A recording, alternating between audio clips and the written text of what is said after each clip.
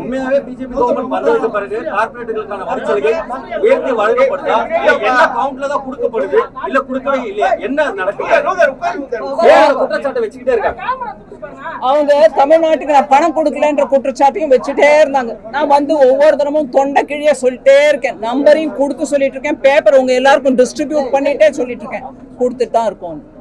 அதனால அவங்க ஒவ்வொரு முறையும் ஒரு குற்றச்சாட்டை போட்டாங்கன்னா அது உண்மை இருந்து போடுறாங்கன்றத நீங்க முதல்ல உங்க மனசுல இருந்து அந்த எண்ணத்தை நீக்கிடுங்க. அவங்க போட்டுட்டே இருக்காங்க, அவ்வளவுதான். எந்த விதமான ஃபேவரும் எந்த கார்பரேட்டுக்கும் நாங்க செய்யல. அதனால இதை திருப்பி திருப்பி சொன்னாங்கன்னா நீங்க, நான் என் தரப்புல உங்களை கேட்டுக்கிறேன், தயவு பண்ணி கேளுங்க, கொஞ்சம் ஆதாரம் கொடுங்க ஐயா, ஏதோ ஒரு ப்ரூஃப் கொடுங்க, அவங்கள போய் நாங்க கேட்கிறோம், நீங்க கேளுங்க.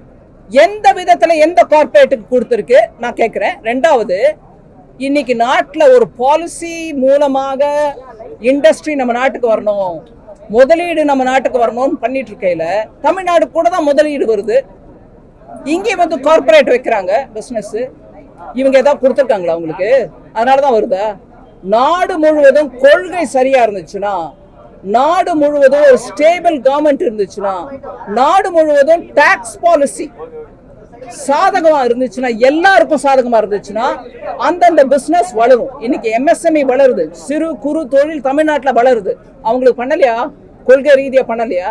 அதனால இந்த மாதிரி அடித்தளமே இல்லாத குற்றச்சாட்டுகளை அவங்க சொல்ல நான் உங்களை விண்ணப்பிச்சு கேட்டுக்கிறேன், ஆதாரம் கேளுங்க. எப்படிங்க சொல்றீங்க? அப்படி யாருக்கு என்ன ஆதாயம் பண்ணி கொடுத்தாங்கன்னு? நான் இன்னைக்கு பிரதமர் ஐயா கேரளால போய் விழிஞ்சம் போர்ட்டை இனாகரேட் பண்றாரு, சி போர்ட்டை. உலக அளவில் அந்த போர்ட்டுனால நம்ம நாட்டுக்கு பெருமை.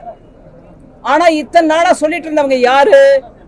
அடானி சொல்லிட்டே இருந்தாங்க. இன்னைக்கு அந்த அடானி மூலமா தான் அந்த போர்ட் வந்திருக்குது. அதை கொடுத்தது யாரு? அடானிக்கு காங்கிரஸ்காரங்க.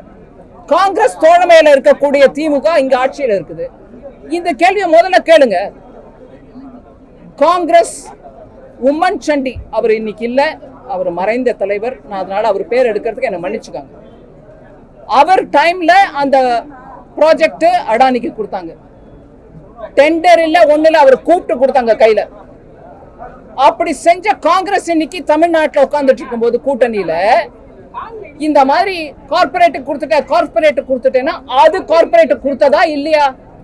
கேளுங்க. பின்ன செய்திகளை உடனுக்குடன் தெரிந்து கொள்ள கீழ்கண்ட கேபிள் மற்றும் டிடிஎச் நெட்வொர்க்குகளில் எம்நாடு செய்தி தொலைக்காட்சியை காணுங்கள்.